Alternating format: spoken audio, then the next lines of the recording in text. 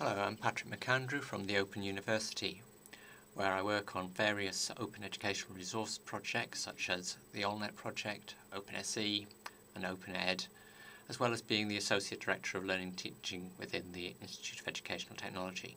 I'm just going to spend about 5 minutes or less running through some questions that have been asked around the issues to do with open educational resources and the projects that I've been working on. First is, from the Open University's position, how advanced is the OU in working with open educational resources? Well, I think we can see ourselves at the Open University as being one of the leaders in adopting the open educational resource process. We've moved from a position where we've been very guarded about our materials to launching in 2006 the OpenLearn route, which gives us a way to offer free access to material that previously we've been using with our students, and also a place for other people to offer open educational resources. We do see this as sort of a move on perhaps from earlier purely resource-based offerings to ones where we've got a learning environment and tools that people can use. Second question was, how advanced is Europe compared to the US? A lot of what has led to the open education resource movement has been the investment from places like MIT, linked up with the Hewlett Foundation's funding, which did lead with a US basis, but has moved out.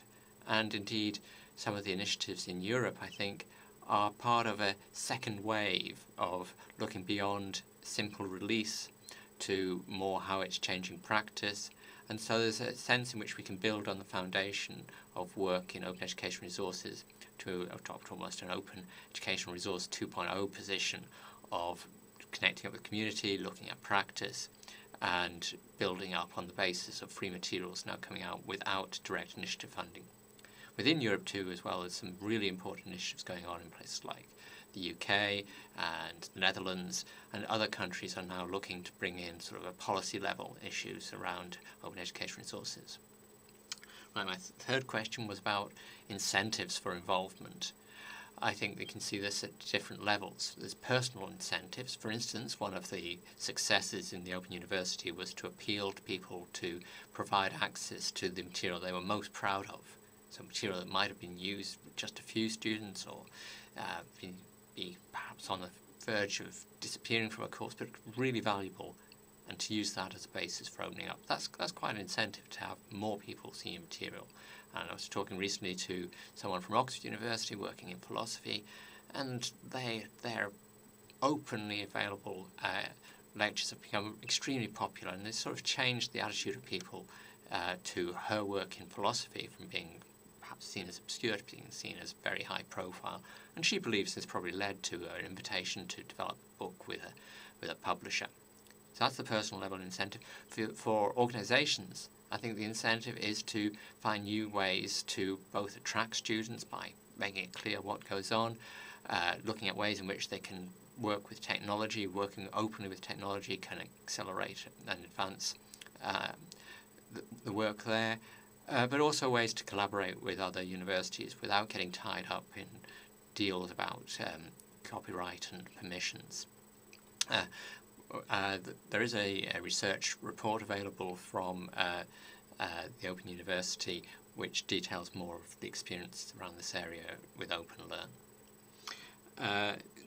A related issue is quality. Well, I suppose there is two levels of this. If you're working with releasing material you know to be of quality, which often you're doing if you're working from legacy materials, then you can take that as the basis for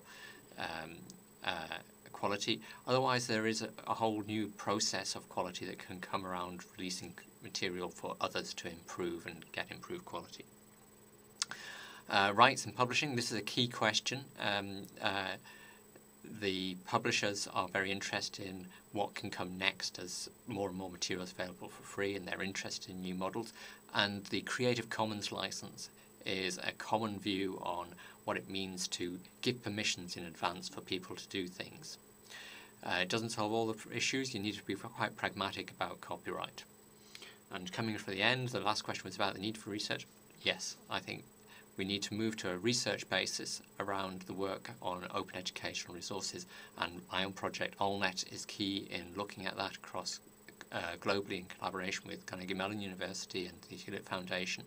OpenSE and OpenEd are taking particular stances on looking at what matters next. How do you build courses, build something that people use on the assumption of free resources, rather than see this as a producer-led, that the learners need to be in the system. Thank you.